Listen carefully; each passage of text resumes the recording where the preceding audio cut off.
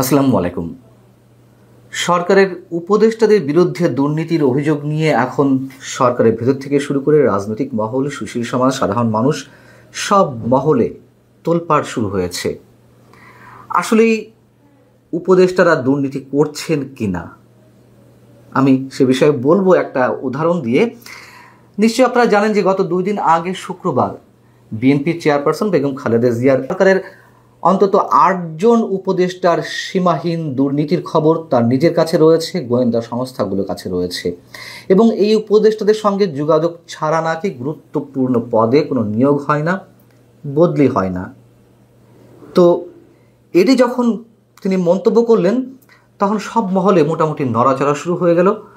অবশ্যই সরকারের মধ্যে তো বটেই, মজার বিষয় হচ্ছে যে এই ঘটনার মধ্য দিয়ে আবার বিএনপি যে প্রচণ্ডভাবে সরকারের জায়গা থেকে এক ধরনের ভয়ে আছে সেটিও প্রকাশ পেয়েছে। কেন ভয়ে আছে, কী কারণে ভয়ে আছে সে বিষয়ে একটু বলবো। এবং তাদের এই ভীতি নিশ্চয়ই আমরা দেখেছি মাঝে মধ্যেই প্রকাশ পাচ্ছে। বিএনপি মহাসচিব মির্জা ফখরুল ইসলাম আলমগীর বেগম খালেদা জিয়ার একান্ত সচিবের যে দাবি, সেই দাবির পরিপ্রেক্ষিতে সাথে সাথে বিবৃতি দিয়ে গণমাধ্যমকে তিনি জানালেন মিস্টার সাত্তারের এই সম্পূর্ণ ব্যক্তিগত মন্তব্য এবং এর সব ধরনের দায়ভার সাত্তার সাহেবের। সরকারের মন্ত্রী পরিষদ সচিব তিনি বিজ্ঞপ্তি দিয়ে জানালেন, বিবৃতি দিয়ে জানালেন যে অভিযোগকারীর কাছে যদি কোনো ধরনের অভিযোগ থেকে থাকে, প্রমাণ থেকে থাকে, তা যেন যথাযথ কর্তৃপক্ষের কাছে জমা দেওয়া হয়। এবং যথারীতি সরকারি উপদেষ্টাদের দুর্নীতির বিষয়টি অস্বীকার করা হলো। বাংলাদেশ অ্যাডমিনিস্ট্রেটিভ সার্ভিস অ্যাসোসিয়েশন তারাও সাথে সাথে বিবৃতি দিয়ে জানালো যে এ কথা কিন্তু আমরা বলিনি, তাদের অনুষ্ঠান ছিল এটি, এ কথা কিন্তু আমরা বলিনি, এটি মিস্টার সাত্তার সাহেবের নিজের দায়িত্ব। বিবিসিকে টিআইবির নির্বাহী পরিচালক ডক্টর ইফতেখারুজ্জামান বলছেন যে সাবেক সরকারি কর্মকর্তা মিস্টার সাত্তার দুর্নীতির বিষয়ে সুনির্দিষ্ট অভিযোগ করে বক্তব্য দিয়েছেন, সে কারণে উচিত তার দালিলিক প্রমাণসহ সব কিছু যথাযথ কর্তৃপক্ষের কাছে জমা দেওয়া।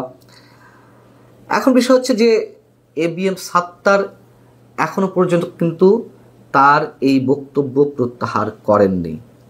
যারা সাবেক সরকারি আমলা বা বর্তমান পর্যায়েও যারা কাজ করছেন তাদের কারোর মন্তব্য হচ্ছে যে তিনি এমন কাঁচা লোক নন, সাত্তার সাহেবের কথা বলছেন, যে হুট করে মন্তব্য করে বলবেন, নিশ্চয়ই তার কাছে কোনো তথ্য প্রমাণাদি আছে। যে কথাটি বলছিলাম যে উপদেষ্টারা আসলে দুর্নীতি করছেন কিনা এটি ডেফিনেট করে বলা যাবে না, তবে নানান ধরনের পুরো খবর তো আসে আমাদের কানে। সেটা যদি আমরা একটু মেলানোর চেষ্টা করি,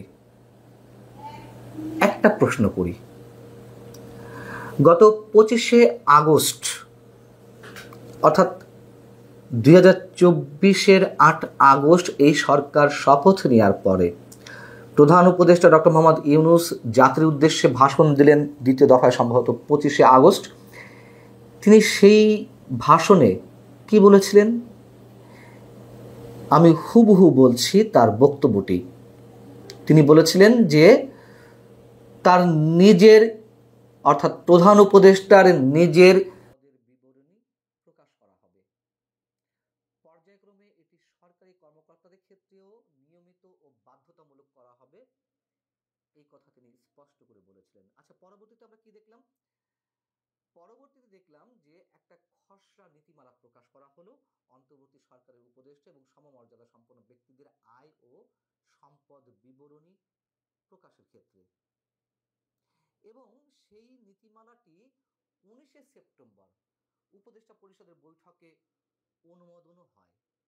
তারপর কি হলো?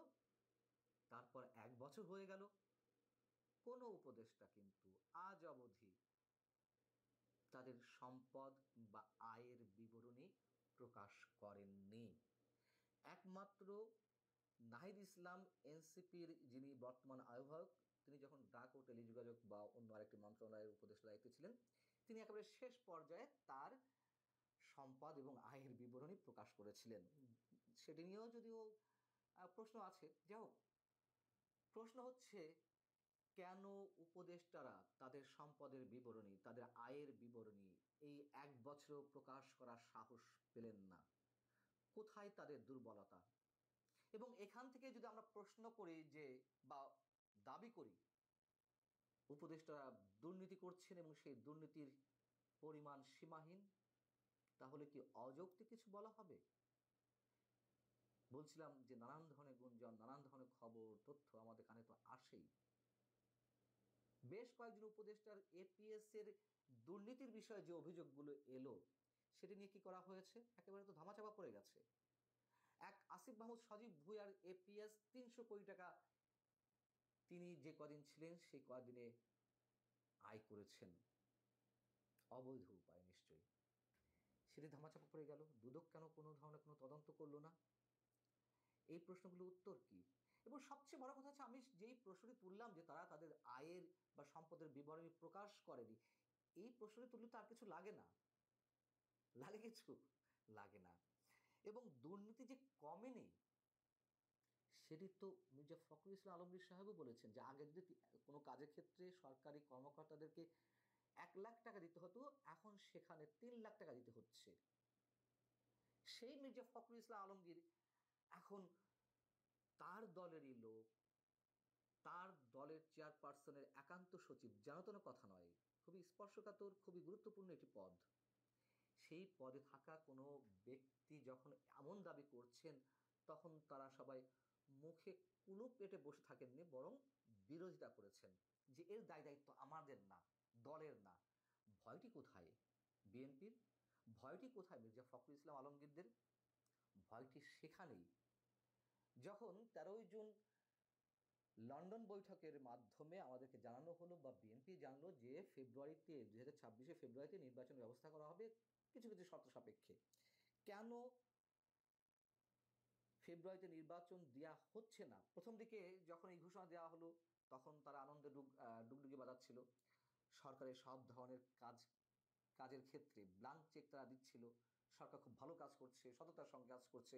যখন দেরি হলো তফসিল ঘোষণা তো নয়, ঘোষণা প্রধান উপদেষ্টার মুখ থেকে, সেটি যখন আসতে দেরি করলো, তখন আবার বিএনপি যুদ্ধংদেহী মনোভাব নিয়ে তাদের বক্তব্য দেওয়া শুরু করলো।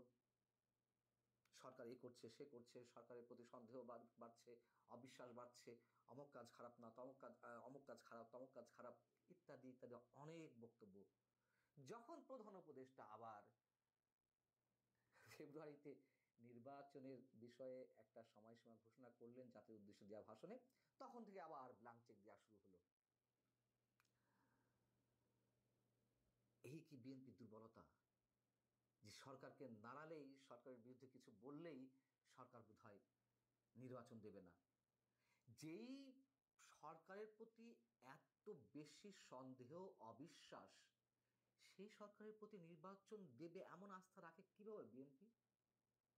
আর বিএনপিও বা তার রাজনৈতিক দূরদর্শিতার পরিচয় কতটুকু দিচ্ছে? নিজেদের উপর আস্থা নেই, বিশ্বাস নেই যে নির্বাচন একটা গণতান্ত্রিক অধিকার, গণমানুষের যেই আকাঙ্ক্ষা, দাবি, সেটি বাস্তবায়নের জন্য বিএনপি একাই যথেষ্ট এই মুহূর্তে।